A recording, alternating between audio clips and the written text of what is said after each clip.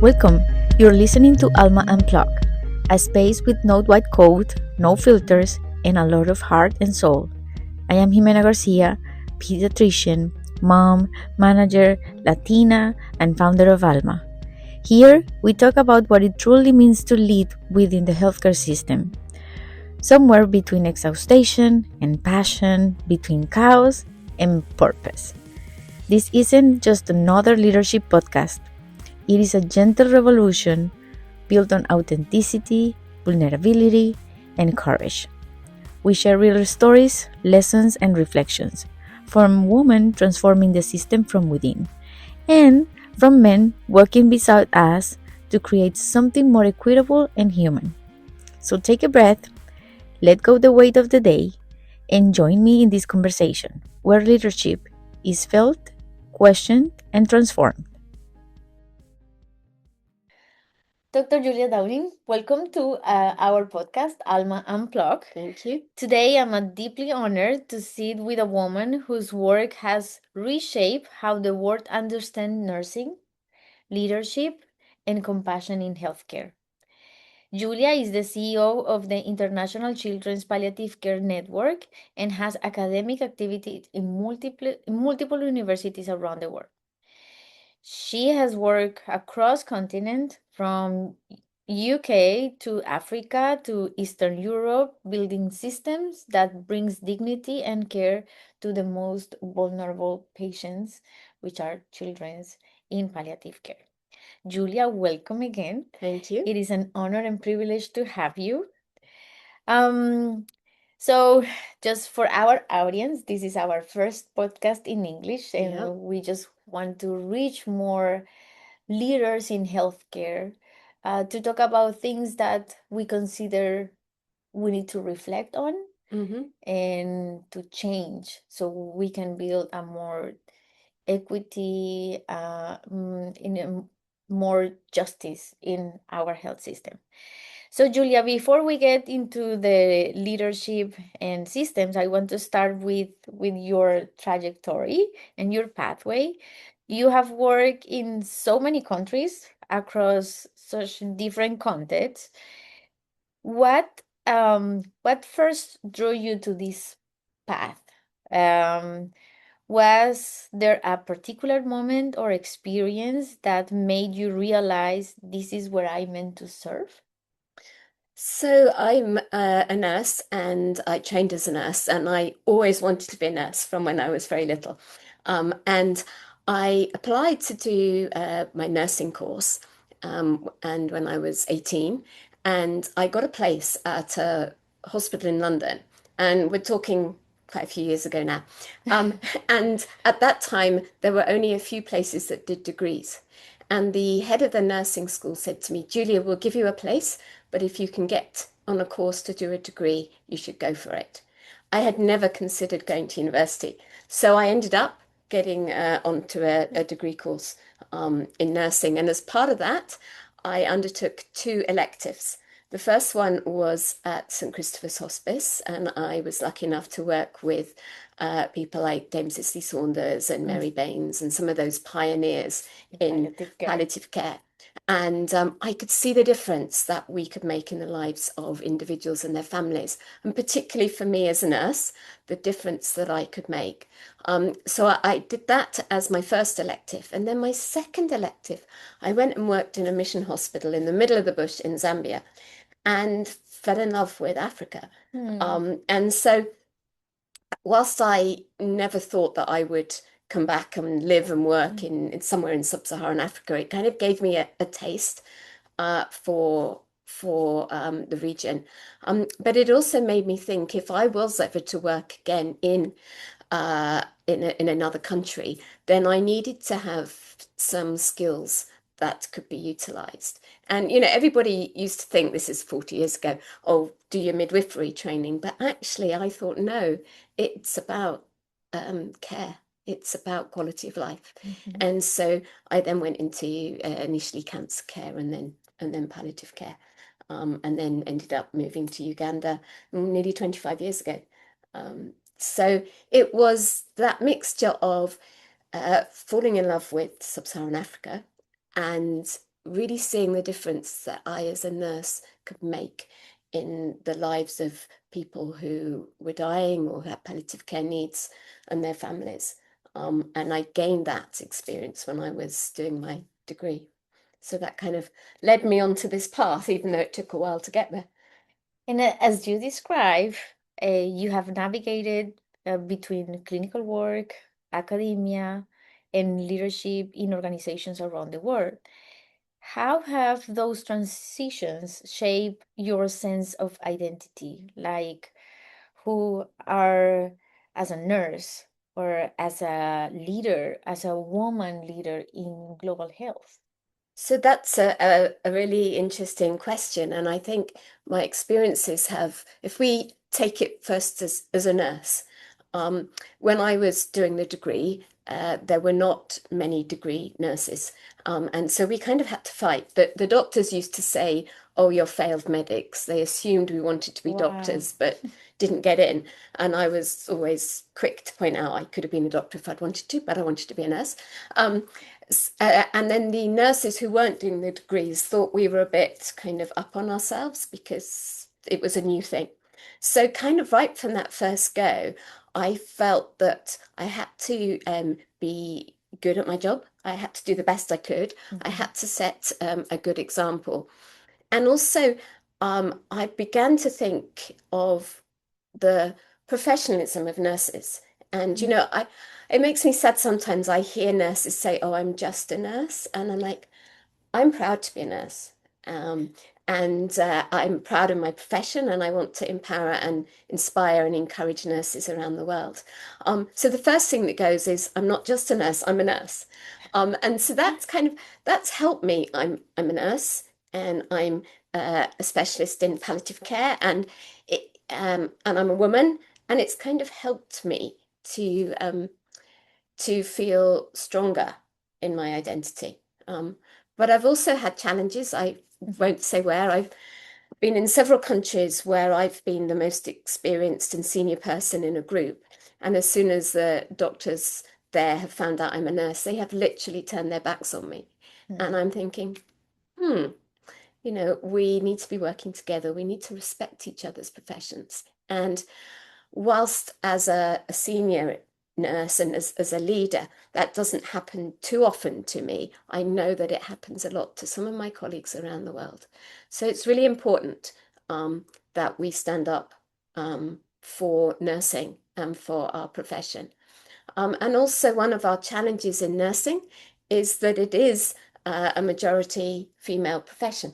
Mm. And it's interesting when you look at men in nursing, the proportion of men in leadership positions is high. Yeah. And so we need to kind of adjust that balance. But we have a profession that is predominantly nurses. Sorry, predominantly Woman. female. Yeah. And so we are not only standing up for nurses as opposed to doctors or other professions, but we're also standing up for women. And the two are very connected. So I kind of feel um, that it's taken me a long time, but I now have confidence. I can go into a room, doesn't matter who's in that room, whether they're men or women, I'm standing there as a strong, I hope, woman nursing leader. But it takes time. And I have noticed definitely that you stand up there in the front and, with a lot of confidence and proud, talk about women and leadership and advocate for patients and for a change.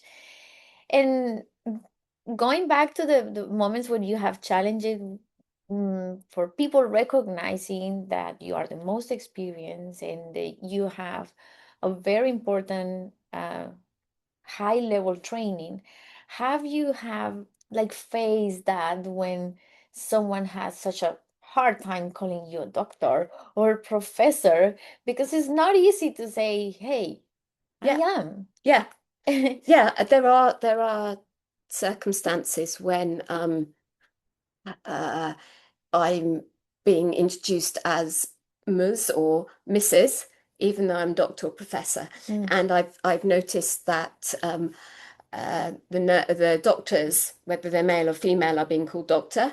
But as a nurse, I'm not. And I part of me says, oh, it doesn't matter, but actually it does matter Yeah. because I want to show nurses that we can be there in these positions. We can be recognized as a doctor, as a professor. So uh, a lot of the time now I will point out and say, please, you're calling my medical colleagues doctor or professor, so please could you call me that as well? Which actually goes a little bit against what I'm feeling inside, but it's important for the profession. But also I've learnt to be political with a little p rather than a big P, but political in terms of because I have doctor or professor in front of my name, sometimes people just assume I'm a medical doctor. Yeah. And depending on the situation, sometimes I will correct them and say, no, I'm a nurse. Other times I just won't say anything. And then when the time is right, and maybe I've proved myself, then I'll say I'm a nurse and they'll go, oh, thought you were a doctor. So you have to, it's a balance, I It's a think. balance. Yeah. I don't know why we found it so, I would say, difficult, so challenging to advocate for ourselves. I recently heard about a term that calls like healthy narcissism. Like Hmm. all of us need healthy Healthy. narcissism to advocate for ourselves. Say, yeah, I am experienced doctor, or I am a nurse with a PhD, and I know what I'm talking about, Yeah.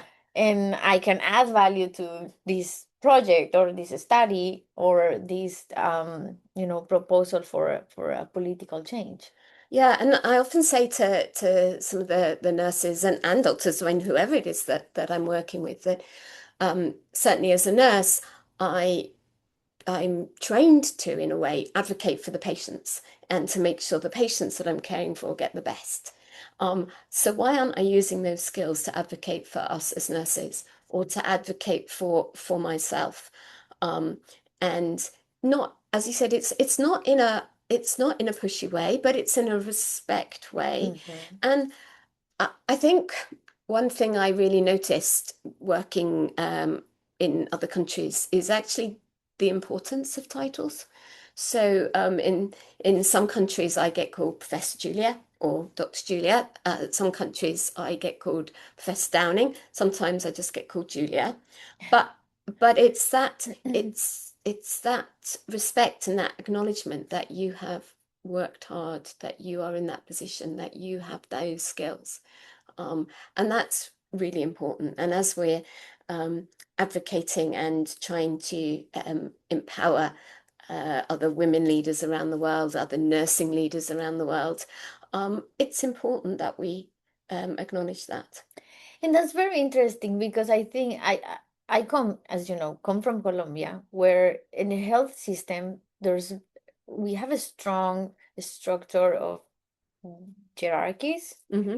Uh, and when I moved to the United States, I have seen and noticed that those hierarchies are not such defined as it is in perhaps Colombia. I'm not going to Hmm. talk in general, but I think in low middle income countries, the hierarchies are more Hmm. noticed. Uh, and and you mentioned it about the titles and the names, but beyond that is the respect. Is the Yeah. respect, and the respect is with a behavior, Hmm. really, Hmm. of including the voices that they recognize that are important, that have experience, or that can add value. Yeah. Yeah. So I had an interesting experience during the pandemic. So I Mhm. was helping out with the vaccination program in the UK. Um, because obviously I couldn't travel and do the things that I normally do. And we were in a big hall, and there was a mixture of doctors and nurses, and the doctors were all introducing themselves to the patients. Hi, I'm Doctor So and so, and as nurses, I was just going, "Hi, I'm Julia," and then one of the people who came in for the vaccination knew me and said, "Oh, hi, Professor Julia," across the room. And when we had a break, two of the doctors came over to me and said, did they call you professor?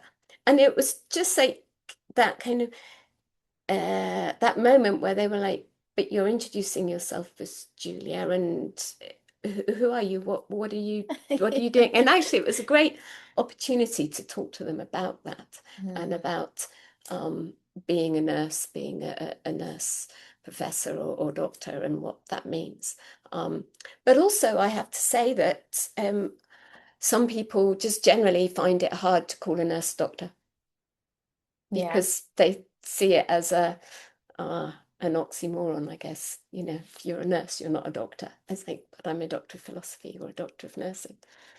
And how had been the transition? Because you passed from being a bedside nurse Hmm. to a public health, global health leader, and and I am asking this question because I have had that transition too, and sometimes I have to remind myself I am a physician, or Hmm. and I don't know if you had those moments where I am a nurse. I had that clinical experience, and then that what helps me now advocate what I am advocating, but on a different level. At a Have you different had level. those Yeah, and thoughts and reflections too? yeah, and I think our clinical skills and what we learn as clinicians is really important in our leadership and in our advocacy and in our public health. Mhm. Because we've spent those times with, uh, for me, children's palliative care, I spent those times with the families going through Yeah, a challenging time. I've spent those times listening to how they haven't had access to care. I've also heard how the difference care makes. So those clinical skills, I feel are really important. And whilst obviously I don't work full time clinically anymore, hmm, I do still, when I go to Uganda, I try and do some ward rounds with the team. I do try and spend some time clinically. And in COVID, I was helping out in one of our local hospices because I was also doing work with the WHO around palliative care in COVID. And I'm thinking, how can I work with the WHO looking at the importance of palliative care in COVID if I'm not seeing any patients with COVID? I need that clinical experience yeah, to feed into the education, to feed into the research, to feed into the public health, to feed into um, my presentations at exactly. conferences. And it's that yes, I'm not at the bedside every day anymore, but still it's that grounding in nursing that highlights and helps me in all the work that I do now. So I'm still fundamentally a nurse. Exactly. And I'm still fundamentally a physician, even Yeah, though that I am not in a bedside physician too. But yeah, it is interesting, and it's good to find, women that are in the same situation, because I know many as the same as me, and that we train to be next to the bed of the patients. And when life bring uh, drives you to another different alternative pathway, we have a mix of feelings, but still it is a meaningful work. yeah, and um, I think it's exciting because I often talk with nurses who are either still students or just qualified. Mhm. Just a couple of weeks ago, I was talking with the Nursing Now, and they're young nurse leaders. And if somebody had asked me when I went into nursing, what would I be doing in 30 years' time, I didn't know that there would be any opportunities apart from the clinical. Mhm. And yet, it's about taking opportunities that come your way. It's about thinking outside the box. It's Mhm. about, yeah, daring to be different Yeah. and taking that step and getting out of your comfort zone.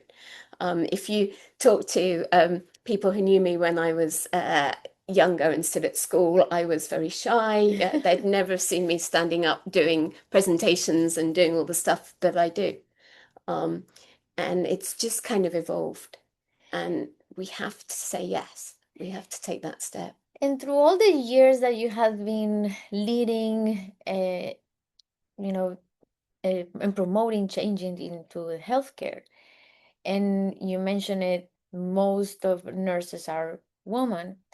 what you have found the most effective strategy to empower women in healthcare to come out of that comfort zone?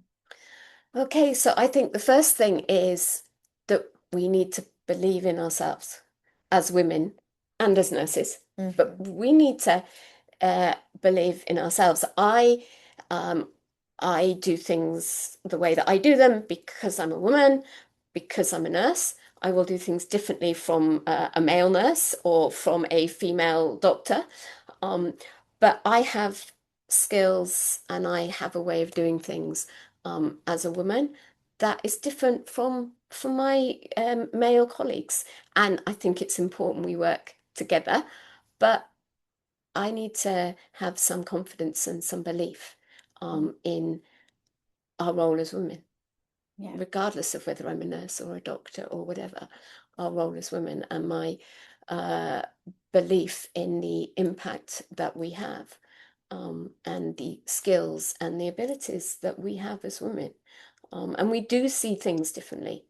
Um, Yeah, I am completely agree. And I think the leadership or the change that we need in healthcare starts with a change of mindset, mm, self-knowledge, and recognize that the problem is not the society. The problem is not the men leaders. It's it's our responsibility to change things and start to speak up, amplifying our voices, mhm. sit at the appropriate tables, and bring our perspectives and our values. Otherwise, we will keep it the same. Yeah, and we have to stand up and be counted. And when you look back in history, um, we hear of amazing women who have stood up and been counted.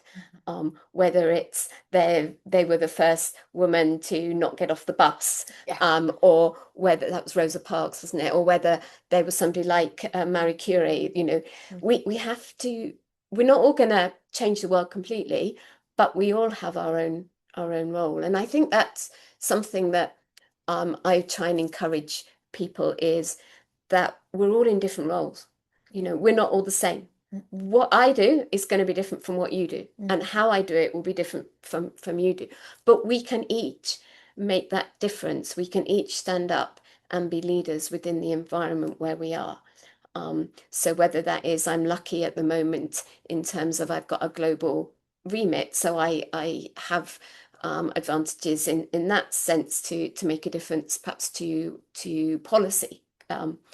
Uh, but the nurses at the bedside, they are in that position to make a big difference on the wards, to the families, maybe in their hospital, and then maybe in their district, or then in their country, and then we're all in different positions in different roles, but each of us can lead within the situation in which we are. Um, and we can learn and develop those skills as well. And I completely agree that we all work different. We will add value in different ways. And at the same time, what do you think about the inequities in terms of salary? And I'm gonna tell you a story that I recently, I was changing my car and the finance guy, I don't know why we start talking about that, but he told me that he was a nurse and he stepped out of being a nurse because of the salary were Mm. low and the schedules were very challenging. And I don't know how out of the blue he told me, and do you know that men were paid like 2 or 3 or 5 more dollars per hour than women just because we can lift the patients and women needed more help to lift the patients? And I was like, ah, that that's That's not right. What no, do you think about that? I that's not right. I think we have several challenges. I think that a job should have a salary Mhm. for regardless of whether it's a male or female, Exactly. young, old, if you're qualified and got those skills for that job, you should get the same salary.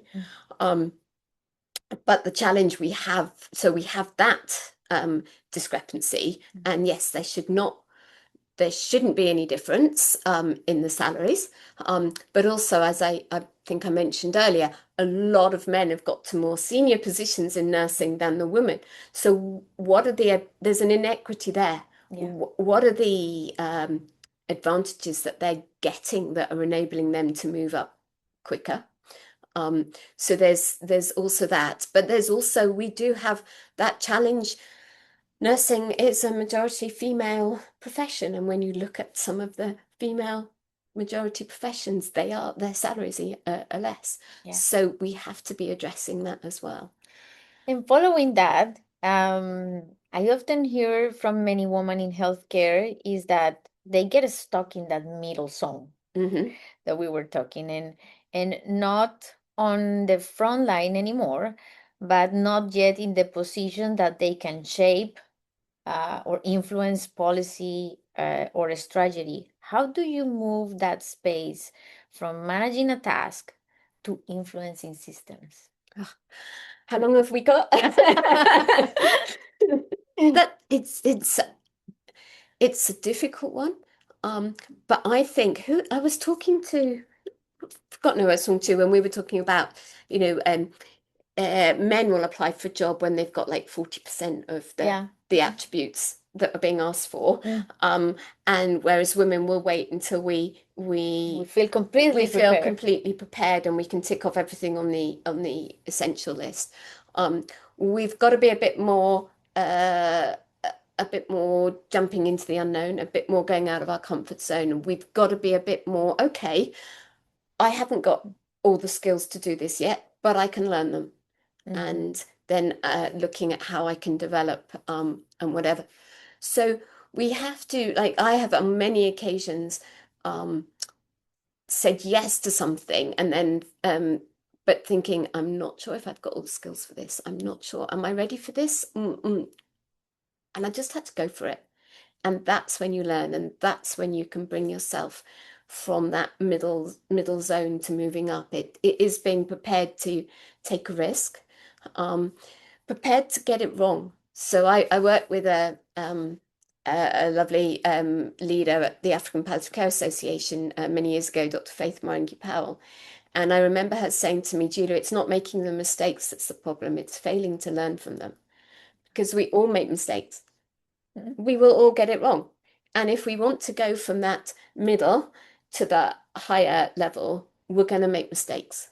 Um, but we've got to learn from those and um, accept we're not going to get it right all the time. I don't know if I don't know if it's a female trait, but I know a lot of female perfectionists, I know. and we want to have it right. Yeah, and actually in Alma, I had been talking about the difference between being a Perfectionist. perfectionist and excellence, and what Yeah. is the difference. And what I found out is being excellent is that you try your best, even if it is not perfect. Hmm. And progression over perfection, but do your best. Raise the standard always. Mm. Be the better at, become better every day on what you do. Yeah, if we wait to be perfect, we're never going to get there. But we can be the best that we can in that situation. And you mentioned it that you just go out for it. You mentioned it exactly like that. But have you had a strategy to manage those thoughts, those thoughts about, oh, maybe Julia, this is not right? Because I think we always have that.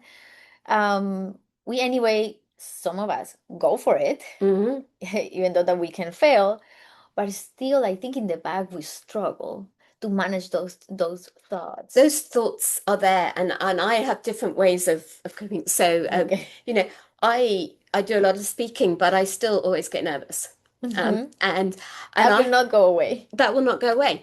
But I also have my thing. So, okay, I need to almost get into role. So I will put on my suit. I'll put on, I need to look smart. Um, I uh, love that. How do you look smart? how do What I? did, yeah. I don't know. It's like even it's. I know it sounds a bit daft, but even when I'm doing I love it. virtual presentations, Uh-huh. I'll put on my high heels and I'll put on Really? my perfume. And it's something about getting into that space because I am, although I do a lot of speaking and a lot of travel, I'm naturally quite shy. So there's something about putting on uh, a uniform almost. Mhm. It's interesting. Even when I was doing my nursing training, one of my tutors came to do an assessment, my assessment on leadership actually in running a ward. And she said to me afterwards, Julia, you're a different person when you put on that uniform. Mm. Because, and it's something about getting ready and getting into that space. So I've prepared myself for being in that space. Um, and then I can go for it. It's like feeling ready. It's more Feeling about ready. energy It's and it's about energy, it's and- about confidence. And yeah, getting into that space so that my head is in the right place. But there's still doubts. okay, so this is the next question. And once you step into those higher spaces that Hmm. you have been, where politics and healthcare intersect, funding, advocacy, and global agendas, how have you learned to use your voice effectively without losing your authenticity? So that's always a challenging one. Mhm. Um, but who I am and my integrity is really important to me. And as a leader, that is, you know, they say about consultants doing consultancy, you're only as good as your last consultancy. I Mhm. think as a leader, as soon as you lose your integrity and trust, then you've had it. So it's really important that you keep that. And that links in with, in children's palliative care, I say never lie to your child to a child that you're caring for, Yeah. because you'll lose that trust. So you've got to keep pure integrity. And so sometimes I'll say no to something because I don't think that would be right for me Mhm. or for the organization I work for or Yeah. whatever. But at other times it's like, okay, I'm going to say yes. Um, I don't, I think it's going to be challenging, but we need people to stand up for what they believe is right and to stand up for that sort of authenticity and integrity to make a difference. So you have to, but I think you have to be uh, very careful. You have to be very true to yourself, Mhm. um, and you have to go into some situations with your eyes open. Have you had those situations? Like, is there a particular challenging situation that you had to like really stand up and say, this is not right? I'm not agree. I'm not part of this. Yeah, there has been, and there has been in different situations. From I was on the board, a trustee of an organization, and they were reviewing salaries, and I didn't feel that the nurses were getting a good deal, and I was standing up and quite vocal about that, and it was awkward. But to me, it was really important because I felt I can't face the nurses if I don't think that I've done everything that I can. Now, you might not always get the outcome Yeah. that you want, but I need to know that I have stood up for that. Um, it, a recent example was I was co-chairing the development of some guidelines for the World Health Organization on access to controlled medicines, Mhm. and that's difficult. I said yes to co-chairing, and then I thought, what am I doing? Because it was potentially a challenging thing because we have we have people around the world who um, don't have access to the medicines that they need to Mm. manage their pain, their other symptoms, and then we have other parts of the world where similar medications or similar types of medications are being used wrongly and misused. Yeah. So you've got these two groups around access and safe use. But then when I actually thought about it and thought, you know what, I believe in access, but I also believe in safe use. I also believe any medicine, Yeah. whatever type of it, has its benefits, but you mustn't take it for the wrong reasons. So actually, when I actually thought about it, it was like I can do this because it's really important that they're available for use, but safe and appropriate use.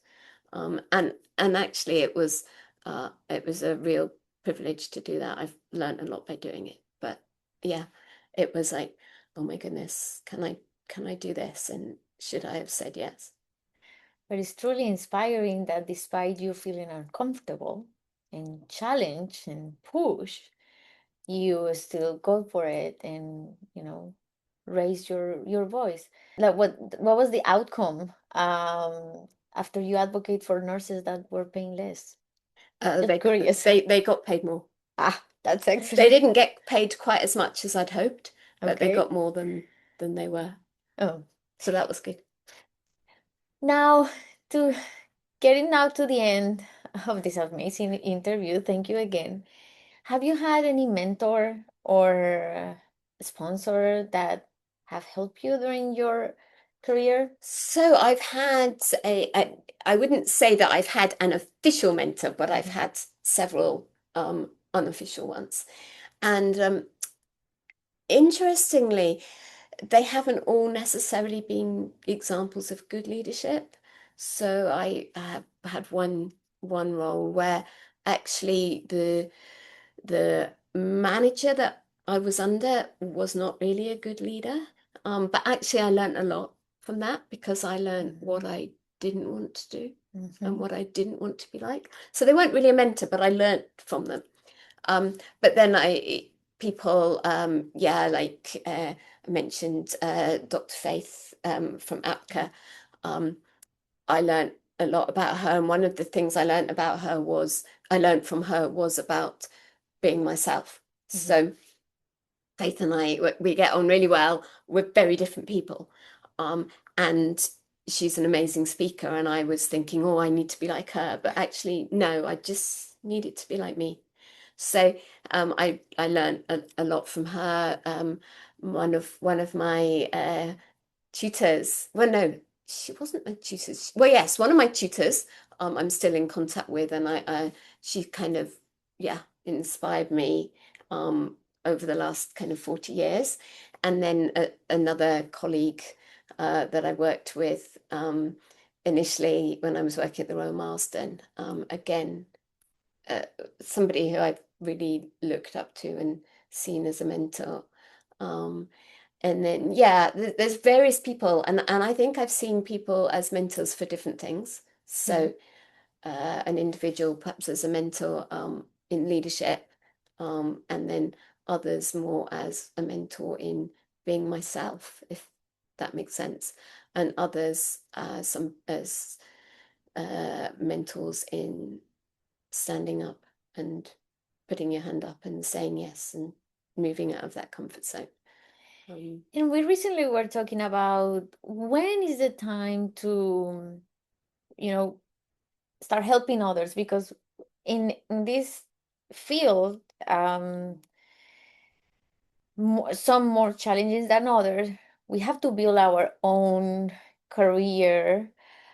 We need to be our own marketing department, right? mhm, mhm, And when, so sometimes have to be about ourselves mhm, first mhm, before being helping others and mentoring others. mm, Do you think there's a specific time in the career where it says, okay, now it's not about me, it is about others? Do you think that can be since the beginning of their career? Or definitely at the beginning, we should focus on ourselves and then say, okay, now we are in a position, now I am in a position that I can help others. I have been reflecting about that. So I wanted to yeah, ask. it's I think it's probably both, Hmm. if I'm honest. So I think right from um if I look back right from when I was at university, probably even at school, but if we start off at university, when you were in the second or third year of your degree, you were kind of supporting those coming through in Yeah. their first and second Hmm. second years. Maybe not an official mentor, but a buddy, or but Yeah. you were supporting people. And then when I started working as a staff nurse, then I was it was about me because it was about me learning and developing, but also I think that when you are supporting and mentoring others, you're also learning and Yeah. you're developing yourself. So I think that there's some natural all the way through. And then I think there's other times when it's like, okay, um, I think I've got the space to be an official mentor for somebody doing leadership. So, um, I can commit to that and whatever that might be, an hour a month or whatever. Um, so I think it's a bit of both. But I think that you learn as much from mentoring and supporting others um, about yourself, and that helps you as well in moving forward.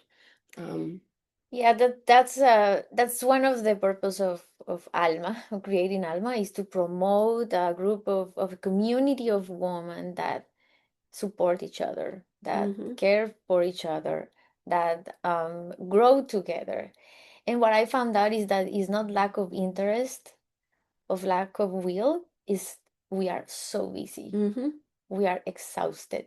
We Yep, have many roles. yep, And sometimes prioritize mentoring and helping and sponsor is not that easy, mhm. but because of that. But we need to start again changing our mindset and giving value to that. Otherwise, we will not increase our presence in leadership positions and table where decisions are made. But we also have to look after ourselves. Exactly. And And I'm not good at doing that. I think as health professionals, we're not great at doing that. So it's okay to say, I'm really busy at the moment. I Mhm. can't do that. I don't have the space to do an hour a month. You know, the number of people who say to me, "Oh, Julia, could you just look at this?" And it Just won't take you long. And I'm like, yeah, but if I just look at this for everybody, I've got nothing else to do. So I think also it's saying yes, but it's also saying no. And I'm learning that because I think one of the things of being somebody who wants to bring about change and change the world yeah, is that we say yes to too many everything. things. Mhm.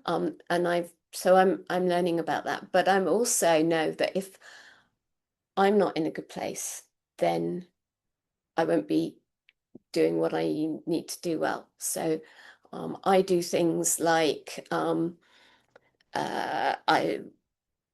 we're talking at whilst we're at a meeting in Amsterdam, and I came later than I was planning to because I wanted to play in a concert on Sunday, Yeah, and that was important to me because music is how I recharge and refresh, and that's okay. That I know that I need to do that, so I don't need to be here the day before, and but we have to make that balance, and then we also have to feel confident in that.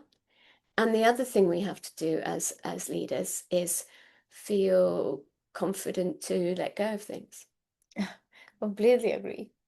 because we can't do everything. And also being confident, and this links with the mentor. One of the things that I've seen around the world in nursing is that particularly as nurses are beginning to come through with degrees and masters, is some of the more senior nurses who have come through a different program without that feel threatened. Mm. And so instead of empowering others and encouraging nurses to develop their leadership skills, they kind of keep them at arm's length and feel threatened. So we have to also uh, let go and enable others to be seen as the leaders. That's Um, very important. We need to change. We need to make easier the pathway for others, even yeah, though that for us or for any was harder. yeah. I think there's a time for that. So, as an example,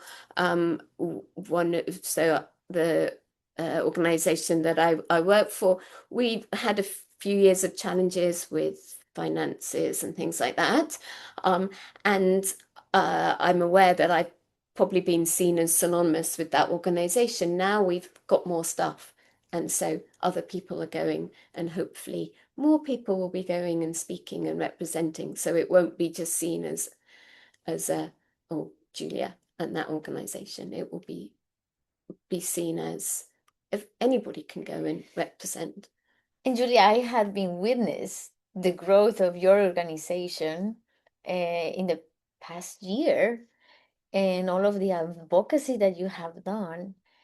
And perhaps you have used a lot of strategies to, raise funds and be in this level of health systems.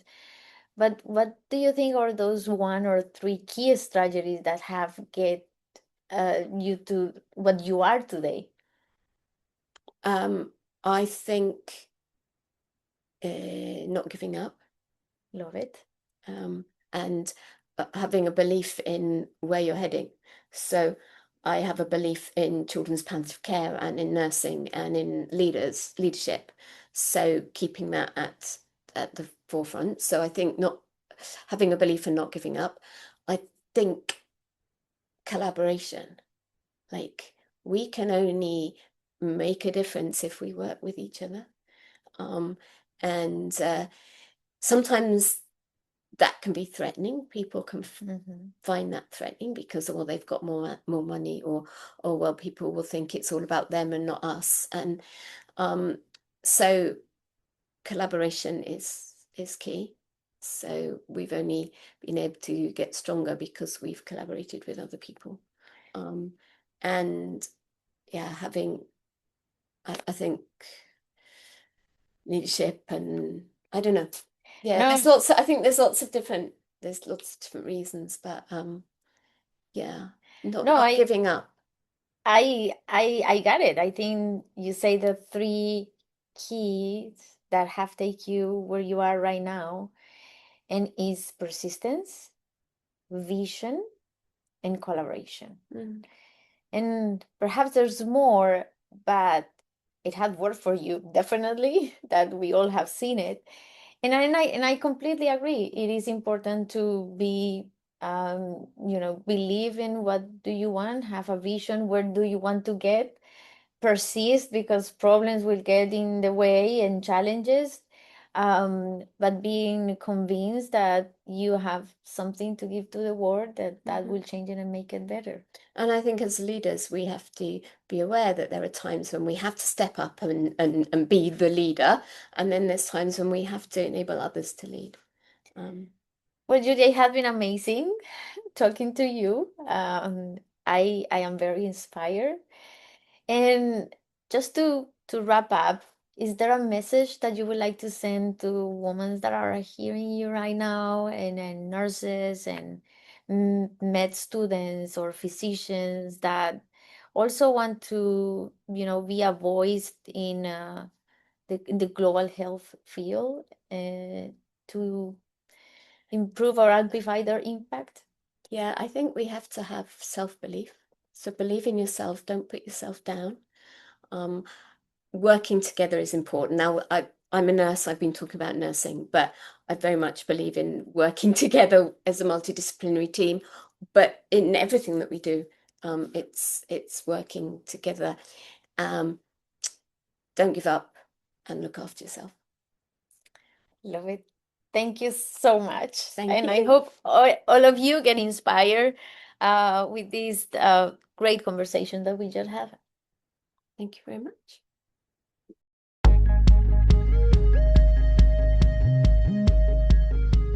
Thank you for staying with us until the end. This is Alma Unplugged, real conversations about what it means to lead with humanity in healthcare. If something here moves you, please share it, because every word that resonates in someone else becomes a small revolution. Follow us on Instagram, Alma Lead with Essence, a community to keep planting the seed of leadership with purpose. And remember, you don't need permission to lead differently, just the courage to do it with essence.